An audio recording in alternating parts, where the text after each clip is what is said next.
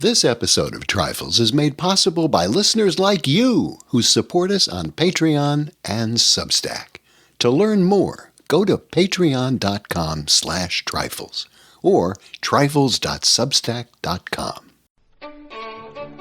Welcome to Trifles, a weekly podcast about the Sherlock Holmes stories. It is, of course, a trifle, but there is nothing so important as trifles. Yes, the circle was red, the study was scarlet, and the Scot was glorious, but there are so many other details to pick apart in the stories. Pray, be precise as to details. You know the plots, but what about the minutiae? Have you ever stopped to wonder about the giant rat of Sumatra, the remarkable worm unknown to science, or the repulsive story of the red leech? You are very inquisitive, Mr. Holmes. It is my business to know what other people don't know. Scott Monty and Burt Wolder will have the answers to these questions and more in Trifles. The game's afoot. Episode 464, A Most Valuable Institution. Hello and welcome to Trifles, the Sherlock Holmes podcast where we get into the minutiae in the Sherlock Holmes stories. I'm Scott Monty. I'm Burt Wolder. And Burt, you are a most valuable institution.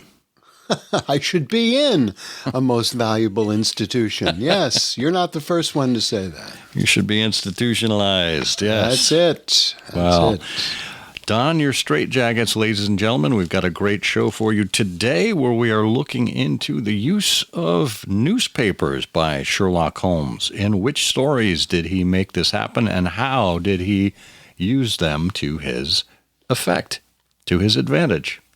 If you would like to support the show, we have a few ways for you to do that, including a new one. We have a merch store. We have the link in the show notes to that, but it's ihearofsherlock.square.site if you'd like to go directly there. But you can also check out the link in the show notes. You can buy items there as one-offs rather than supporting the show through a subscription or any kind of monthly donation.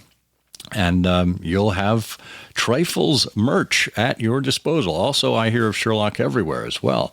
We have mugs, we have notepads, we have 221B oval stickers and 1895 oval stickers, and more to come based on your feedback. So let us know what you think there. And of course, we still have ways to support us on Patreon and on Substack. The links to those are in the show notes as well.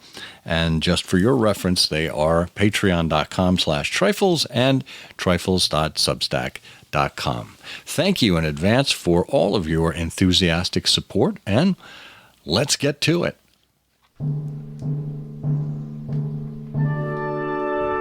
Well, we do have an item here that was suggested by a listener. We always like when our listeners give us suggestions for show topics. It keeps us fresh and, it keeps us from having to come up with ideas ourselves.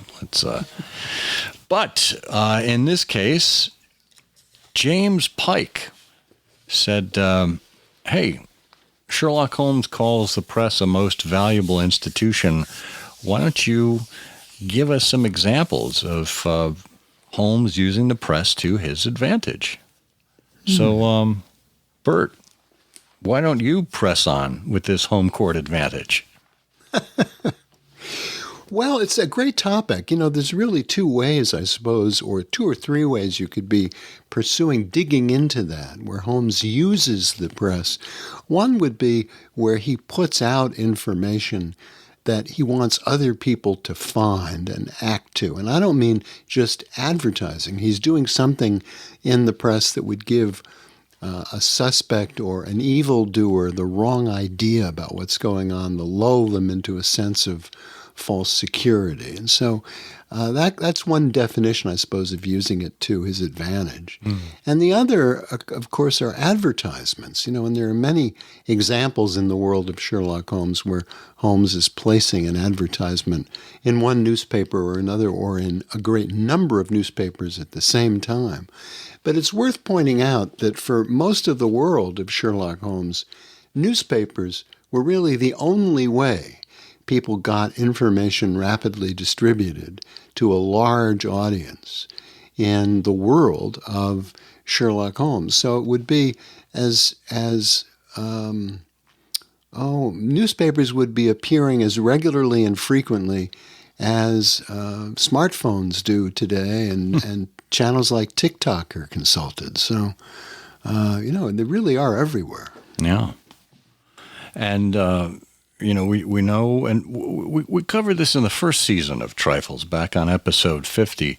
We know that Sherlock Holmes took advantage of the agony column, which essentially was like a classified ads section. You can go and listen to that episode for more detail there. But there would be personal pleas and whatnot in the agony column, and Holmes would sometimes just look for, the foibles of humanity there, but they also might be the beginnings or the endings of certain cases as well. So we saw him scouring the papers every day as a great source of information, not only about clients and for clients, but just in general of the goings-on in the world.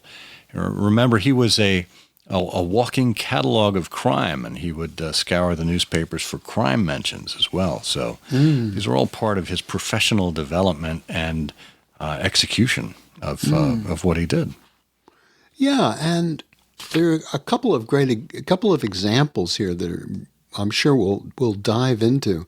It just occurred to me, too, that we should point out he was a great hoarder of newspapers and a great reader and clipper and filer of things from newspapers. And those lumber rooms in Baker Street that we've talked about were probably chock full of stacks of dangerously decomposing and threatening newspapers.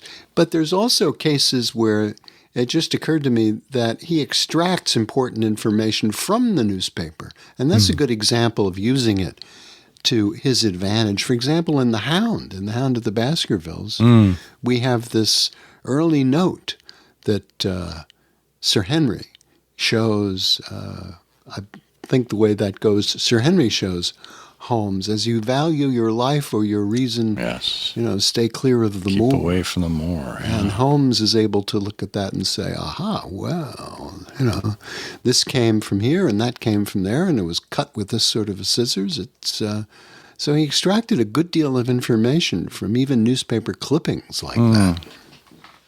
Oh, that's a good call there.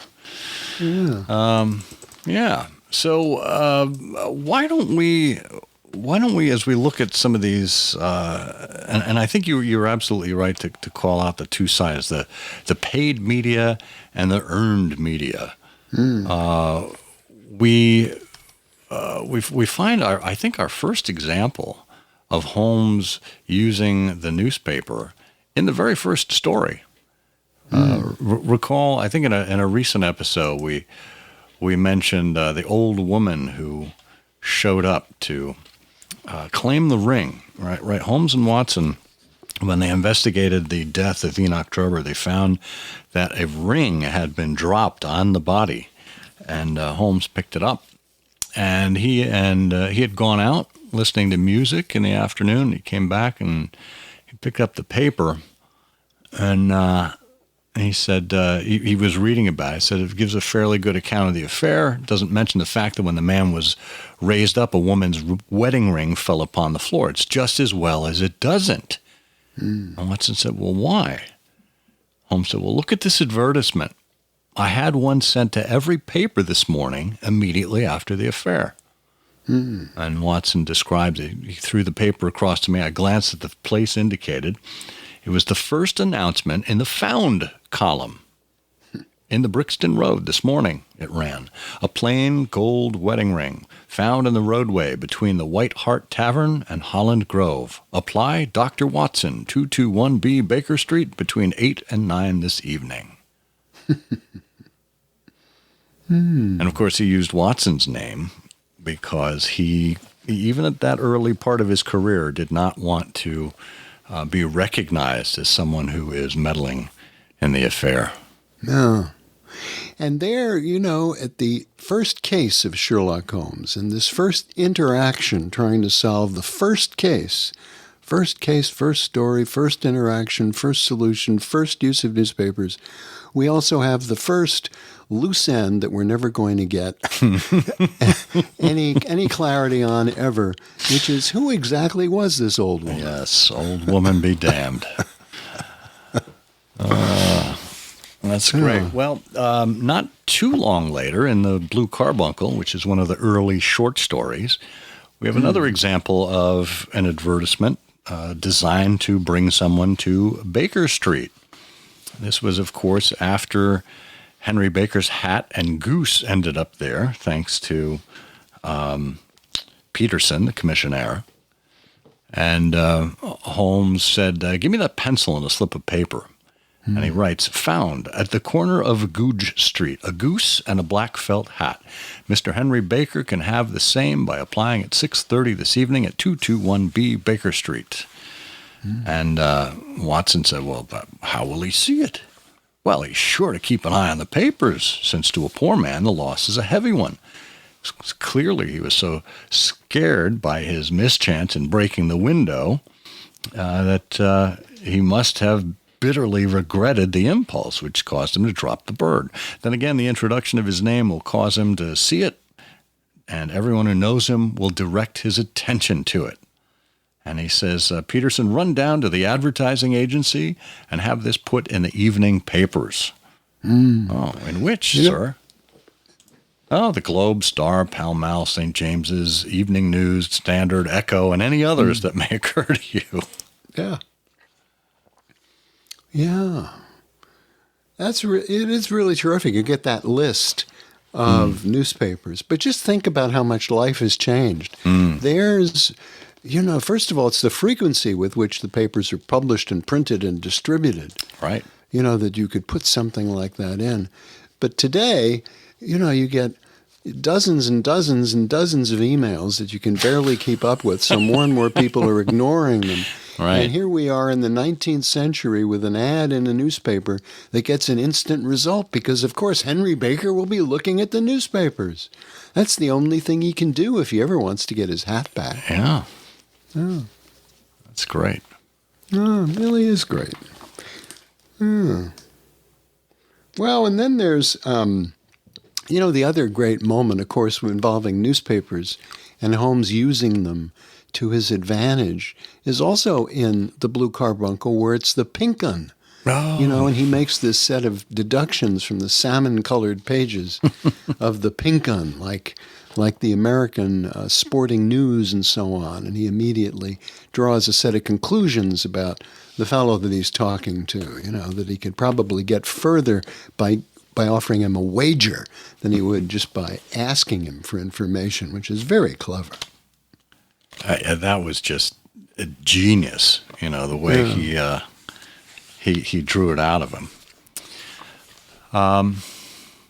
Well, and we ought to look toward journalists themselves. I think probably the most famous journalist we come across, and I don't know if we come across any others, now that I'm thinking about it. Perhaps the only journalist we come across is Horace Harker in The Six Napoleons. He's from the Central Press Syndicate, and it was at his house that Pietro Vannucci was found dead on his steps. We later find out he was murdered by Beppo, but that was part of the beginning of the case that Holmes took on. And Harker said, I must try and make something of it, though I have no doubt that the first editions of the evening papers are already out with full details. Just my luck. You remember when the Stand fell at Doncaster? Well, I was the only journalist in the Stand, and my journal the only one that had no account of it, for I was too shaken to write it. Now I'll be too late with the murder done on my own doorstep.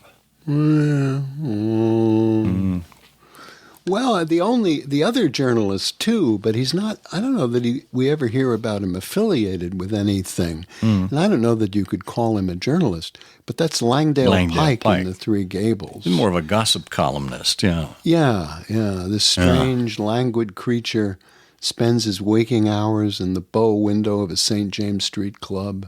Yeah, and that's interesting because Holmes used him more as a source of personal information rather than using his publication for any of it. It's interesting.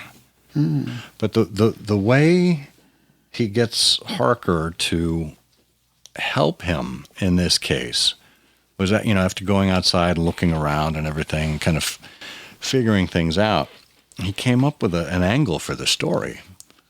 He told Lestrade, if you're going back to Pitt Street, you might see Mr. Horace Harker. Tell him from me that I've quite made up my mind that it is certain that a dangerous homicidal lunatic with Napoleonic delusions was in his house last night.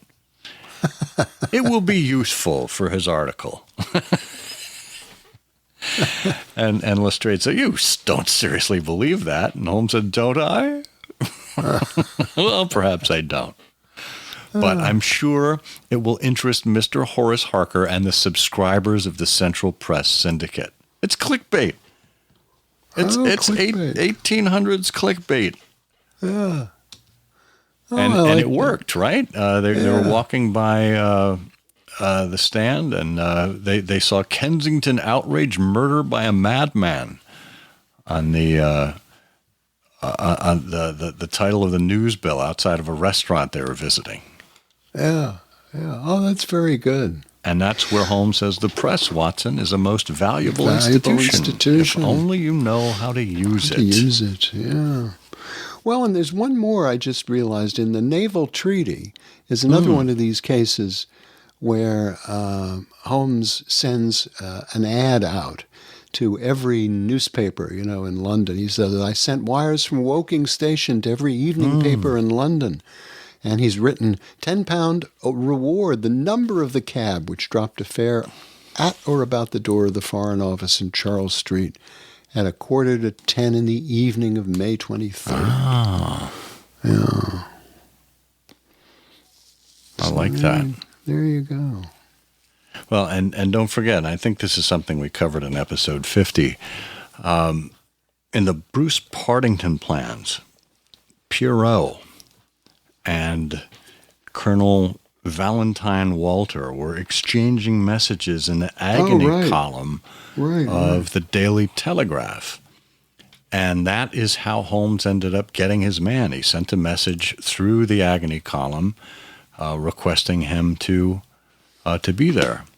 Right. Tonight, same hour, same place, 2 taps, most vitally important, your own safety at stake. Which is almost like the message he sent to Abe Slaney in The Dancing Men. Yeah. In The Dancing Men cipher, requesting that he come back. He would have thought that would have only come from Elsie Cubitt, so he showed up at Ridlingthorpe Manor. Clever. Clever stuff indeed, and a most valuable institution, just like this trifle. It is, of course, a trifle, but there is nothing so important as trifles. Please join us again next week for another installment of Trifles.